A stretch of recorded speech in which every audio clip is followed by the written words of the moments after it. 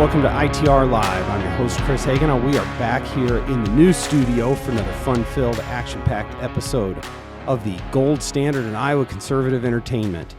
We have John Hendrickson, myself, back here in another attempt at the new studio. So we move some things around, John. That's right, yeah. We are both a little bit thrown off by not having a table or a desk. So we brought out a white tabletop. That's We're going back to our roots. Yeah. So hopefully this works. Anyway, so are you ready to go? Do you feel a little more confident, a little more comfortable today? Yeah. Well, see, we're both conservatives, so we like slow change. Change. And before it was just too radical, right? Without the table. I'll tell you the part that's got me thrown off still today is we don't have the logo behind over my shoulder here, and that's going to be hard. So. Yeah. But anyway, we wanted to get back to trying to get some more regular content up. And so anyway, construction update. So we told folks that we were going to have construction updates. Mm-hmm. And so I think we should give one that's a lot more positive now than construction equipment out in the courtyard. Yeah. But we've got our new studio here. We're trying to move around the furniture, put up some different things, try some different camera angles. Seems to be going pretty well. We're doing a lot of painting. But I think the most important thing is tell the folks you also moved into a new office, and are you well decorated now? I am, yeah. Okay. Yeah. Where are you at with that? I'm pretty much finished. Okay. Yeah. Give folks what's the vibe in the Hendrickson? I've got a mini museum going down there. I have about 7 or 8 historic campaign posters from the 1920 campaign and 24 and 32 elections. So it's Harding, Coolidge, and Hoover. Very nice, very nice. And I have 3 framed pictures of Hoover autographs. Okay. So, yeah. And, so, and it's Minnesota is well represented in there. Yes, yep. The real Minnesota flag. Minnesota flag, not the communist one? No. Not the neo-Marxist flag? Yeah. Okay. Okay, well, good. Well, we'll have much more to say about that as we go along. Okay, so something that happened, I guess, about a week ago now that we didn't have a chance to cover, kind of a relatively big event in Iowa politics was Lieutenant Governor Adam Gregg stepped down. Yes, yeah. And to take a job as the new CEO of the Iowa Bankers Association, which is a great job for Adam. So congratulations on that. And, he'd been in that role the entire time, or functionally the entire time that Kim Reynolds had been governor. So that's a big shift. Anyway, so, Iowa political watchers are really curious about, who's going to come next in that role. And I'm not going to necessarily ask you, to name names, John, because I don't know if you've got your finger on the pulse of that. Have you been called about the lieutenant governor position? I have not. No. Okay. No. Well, that's a key oversight on their part. That having been said, we hear several names, 2 or 3 different legislators that are in the mix, folks that have been loyal to her. Some folks maybe that have worked in her administration. I think there's underlying this, though, are a couple of factors that are really meaningful, because one could question, what does the lieutenant governor really do in Iowa? Mm-hmm. But does Kim Reynolds want to identify somebody who will be her successor? And that remains to be seen. And does this indicate, and what kind of person she nominates for that, does that indicate that she's running for re-election? Yes. Now, I believe that she is running for re-election in 2026, and I think I speak for you. We hope she is. Yes, yeah, I agree. Yep. I think we continue to need her leadership. Yeah. But that'll be interesting to watch, more so than what the names are, but the kind of person that she puts in there. And, I hope that it's somebody that has some fidelity to the issues and where she's been on the political spectrum that can help her champion those causes. Yeah, I think you're absolutely right on that. There needs to be a strong conservative that is in alignment with her on the issues. So very good. Okay, next issue is the This is the one I wanted to talk about, John.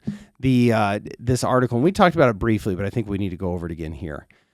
There was an article, Associated Press article written by Ryan Foley, who historically has not been a great friend to Republicans, but about a group that has ties to the left, to the Democrats, and I think they named themselves Patriot Front something or other, but that was identifying America First pro-Trump Republicans to get involved in primaries against sitting congressional Republicans. The article seemed to focus a lot here in Iowa on Zach Nunn and his race. Yeah. And I'm not going to give any of these candidates free airtime, but the gist of it, and correct me if I'm wrong here, John, but they would find a very, very loyal Trump person and just say, hey, you should run to support Donald Trump, talk them into it. They would agree to get them the signatures, just go out and basically campaign in a box and take care of everything for them, simply to get on the ballot and siphon votes away from somebody like Zach Nunn, the sitting member of Congress. And then that then allows the Democrats to win. Mm-hmm. The article wanted to refer that as dirty tricks. Does that suffice for you? Is dirty tricks enough? Yeah, I mean, to me, it almost borderline illegal. Yes, yeah. And I actually was a recipient of one of these. Yeah, this polls. is an important point, folks. So, because I received one, and I believe it came through a text. It was sent by text. And they weren't trying to recruit you to run. They were trying to get you to vote for this person. Yeah, and I thought it was and I can't remember. I should have wrote the name down at the time. It's in the article. But it was a poll, and I thought. At first, I thought it was from the Democrats, that it was because it was asking questions about Congressman Nunn in different positions, and then it was also doing hypothetical questions. But they are also targeted, like you said, towards someone who would have a sort of a Trump-style America First philosophy. Right. And so towards the end of the survey, it basically was trying to get me to answer questions in favor of this candidate that they were pushing. Right. And I just thought it was very bizarre. I never have seen a poll like that before. Well, it will come as a surprise to exactly none of our listeners that you have been targeted as an America First voter. Yeah. So, but it is, because this is all part of what this plan was. And this isn't just, ones and twos trying to, pick off a vote or two. This is a really concerted effort. But read this. So this is talking about, I guess the guy's name that filed against Nunn was Joe Wiederine, something like that. Yeah. Okay. Was that the one yes, that you, okay. Yep. All right. So this is the article the paragraph from the article. A fervent supporter of President Donald Trump, Wiederine was registered as a Republican until months earlier. A debilitating stroke had left him unable to drive. He had never run for office. For a time, he couldn't vote because of a felony conviction. Going on, after they contacted him, they show up at the Capitol with 1,276 petition signatures needed to qualify for the ballot. And he flashed a thumbs up across the room at an operative that he knew only as Johnny. Patriots Run Project was the name, and it was all across the country. And the article goes on to identify that this clearly was a left of center Democrat group. What their connection was maybe to the DCCC or the actual campaign arm, I don't know. I'm sure they are going to disavow this. Yeah, but other candidates in here were similarly. They were pull somebody with, chronic health issues or whatever out of the veterans home, I think one of them was, and really just trying to find somebody that would say, yes, I'll put my name on the ballot, and not even explain to them that they might be running against somebody that also supports Donald Trump. Yeah, yeah. Because the questions were geared to make it look like Congressman Nunn was a very liberal Republican. Right. And then at the end, it basically was trying to get you to consider that this guy was the true America First candidate, and it wanted you to basically, at the end, it would say, Now that you know all this, will you be committed to? And I forget how it was worded, Right. but would you be committed? Would you?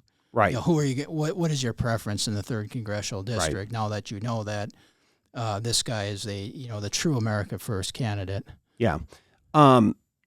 So it's at least dirty tricks. Yeah, And that's what the yeah. article says. While dirty tricks are as old as American elections, this could have profound consequences in the fight to control Congress. It absolutely could.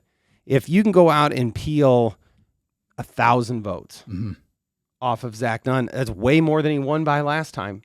It was, I can't even remember, it was 100 votes or something Yeah, it was last very time? close, yeah. So, sure, this is, but it kind of troubled me that you're just referring to it as just a plain old dirty tricks, like a bad piece of political mail that might not be completely truthful or something. Like, this is different. And it's not an isolated example. Listen to this equivocation here. Allies of Trump have been working across the U.S. to get liberal academic Cornel West on the ballot in hopes he could play spoiler in the presidential election. Is that the same?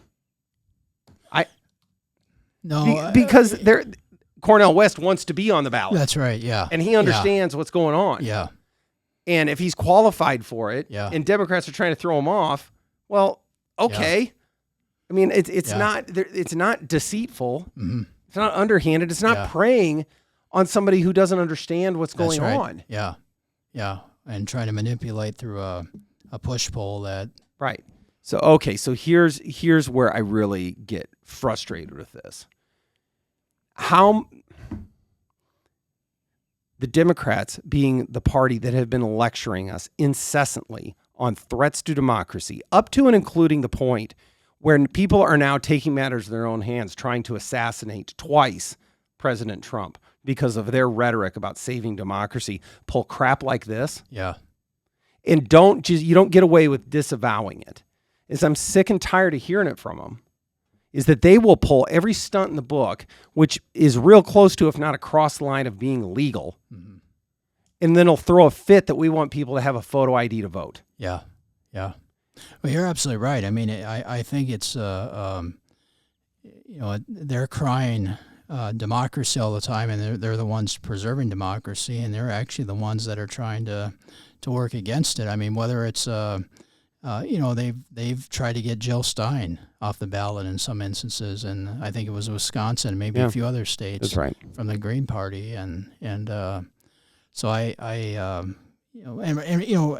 regardless of one thinks of RFK Jr., Robert F. Kennedy Jr., just his comments on what's going on with the party is absolutely correct, and how they treated him, and even I forget the former congressman from Minnesota, was it Dean Phillips that was in the primary against Biden? Oh, yeah. Yeah. I mean, it just. Well, look, this is the Democratic Party. These are the folks that have a coronation for their nominee for president every 4 years, too. Yeah. I mean, did Hillary Clinton win it in 2016? Just heads up, everybody wanted Hillary Clinton in the Democrat primary, or did they pull all the strings to get her that nomination? Yeah. Same thing in 2020. Joe Biden finished 5th in Iowa. Yes, yeah. And whoops, we can't have Pete Buttigieg. We can't have Bernie Sanders. Mm-hmm. So let's go back into the smoke-filled back rooms and pretend it's 1968 or 1960 in Illinois and just figure it out. And yet this time they strategically waited until August to remove Joe Biden from the ballot and put a completely untested, unvetted Kamala Harris on the ballot. Yeah. And now more of this, and they want to pull stunts like this, and straight through it all without missing a beat, they're going to lecture Republicans on the ones that are trying to be unfair or threats to democracy or against democracy. I mean, give me a break. And the sad part is that this news story, this is as far as it'll go. It'll probably just be covered up now. Well, I mean, it just... In the media? Absolutely, John. Yeah. Absolutely. We can't talk about anything that Kamala Harris is lying about in her campaign. That's right. Well, I mean, certainly can't apply any scrutiny to anything that she's said in the past or done in the past. Of course, we're lucky we even know about these things, which I said at the outset. I mean, I'm frankly, I appreciate Ryan Foley doing the research and getting this story. Yeah. I'm kind of surprised that he wanted to run it. Yeah. So I mean, kudos to him. But there's no price to pay.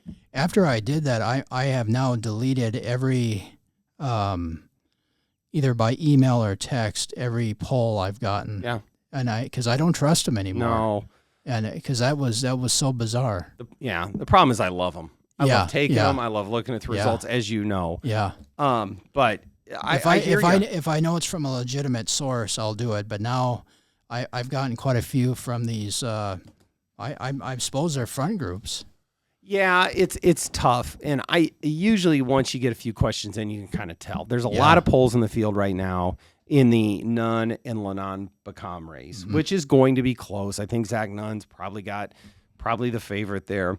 Legislative candidates, there's a lot of polling in the field to try and test state legislative candidates, and we're going in the field soon. Yes, yeah. So hopefully you'll get a chance to take the ITR Foundation poll, John. Yeah. Which is a little teaser right there. That we're within a couple weeks of having new numbers on that to say where things are at. But it's look, taking a poll is not necessarily an important part of the civic process, but it is part of the art of picking, messaging and picking candidates. And as someone who's run a lot of campaigns, you want to be able to poll the field. But if nobody will answer, nobody wants to answer anything on their cell phone before, and then if they think it like you do now, that it's all just a scam. Response rates are going to continue to dwindle. So that's too bad.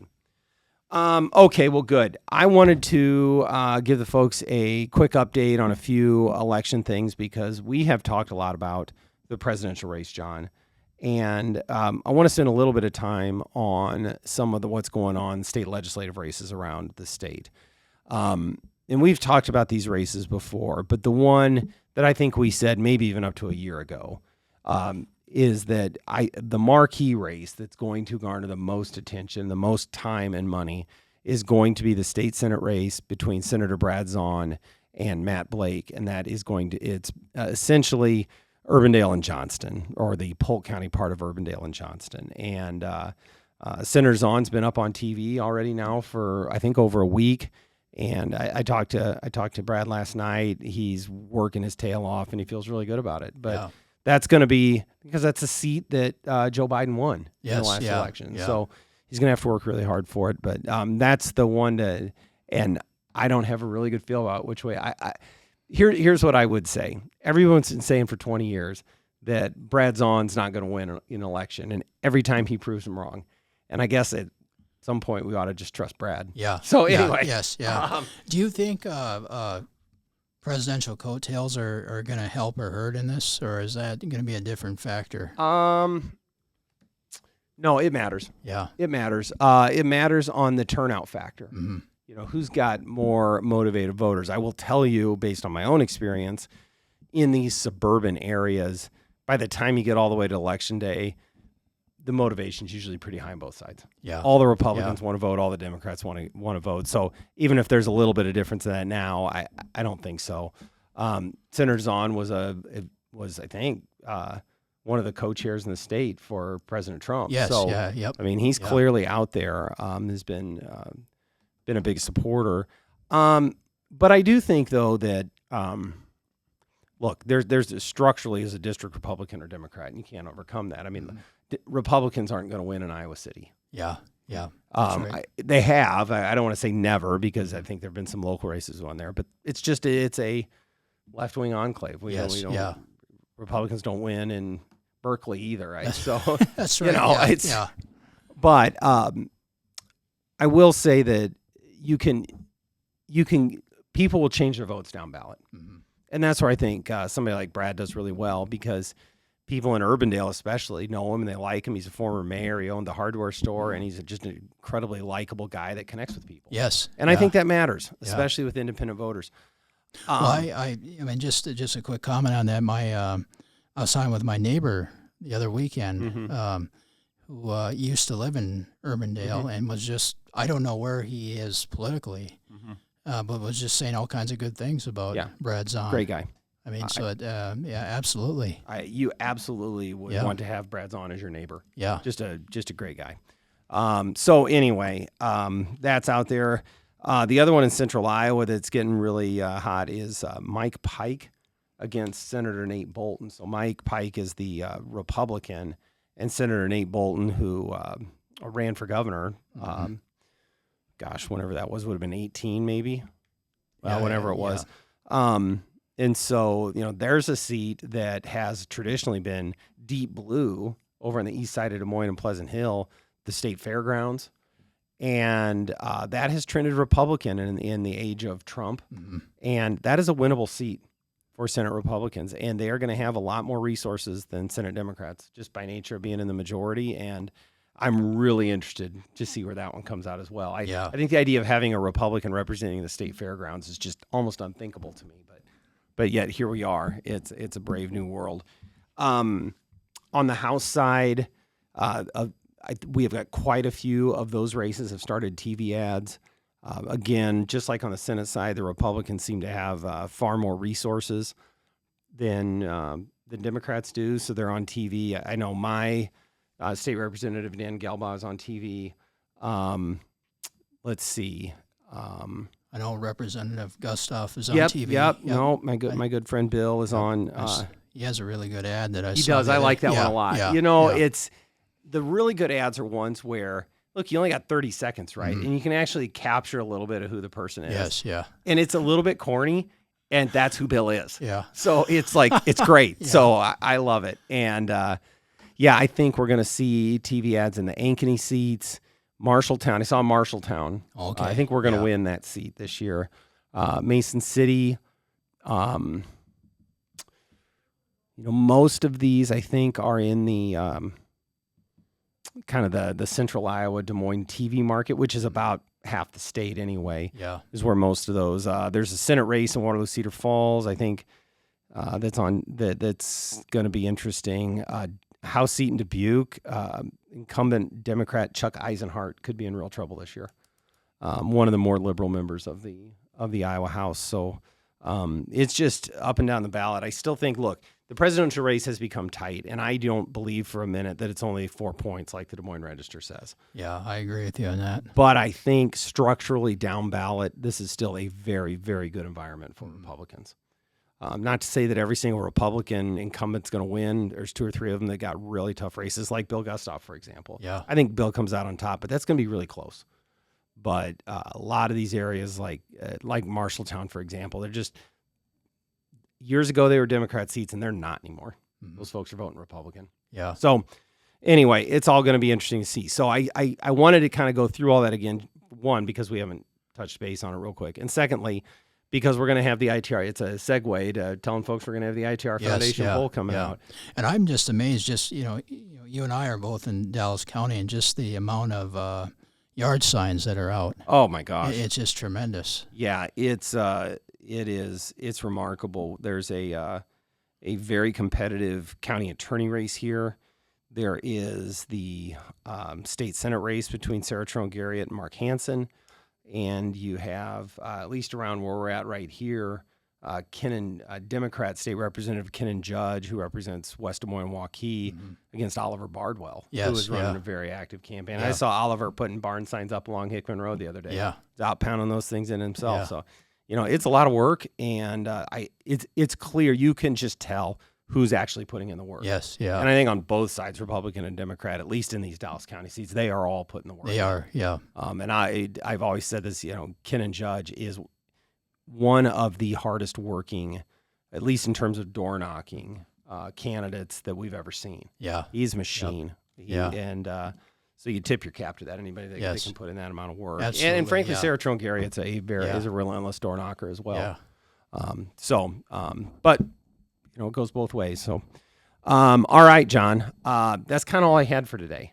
And I think mainly we wanted to get another episode out and find out what works in our new studio and what doesn't. And we'll rearrange the furniture again for the next one. Yeah, it's trial and error right now. All right. Yeah. Did you feel better about this one? I do. I like the table. So, Now, would you do you miss the headphones?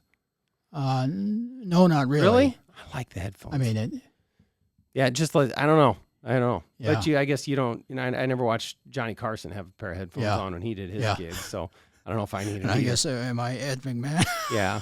No, it's what's the one that Chris always wanted us to resurrect? Merv Griffin. Yeah. Merv Griffin didn't wear headphones. Yeah. So, I still think we should do the McLaughlin group yes, set. Yeah, we could do that. We got to get to find those chairs. I don't Yeah. know where we find that, and then the multicolor backdrop. And Yeah. that'll all be great. So, all right, John. Well, we're gonna sign off. Okay, folks. Thanks for joining us. Don't forget to like and subscribe. Don't forget to tell your friends. And with that, we will see you next time on ITR Live.